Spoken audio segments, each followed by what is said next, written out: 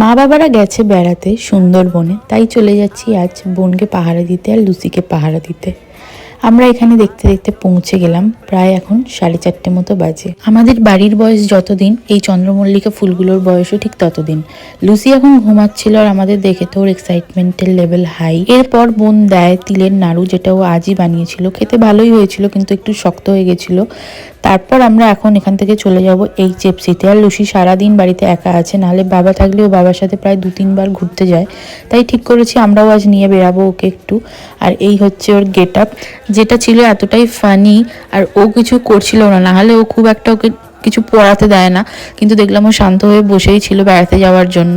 এখানে আমরা পৌঁছে গেছি HFC-তে। এখান থেকে আমরা আজকে রাত্রের জন্য নেবো পিৎজা আর চিকেন থাই, যেটা আমি কালকের ভিডিও তোমাদের সাথে শেয়ার করব। আর এখানে হয়ে গেছিল একটা প্রবলেম, ফার্স্ট টাইম আমার হাত থেকে আইফোনটা পড়ে গেছিল। আবার দেখা হবে নেক্সট ভিডিও। টাটা।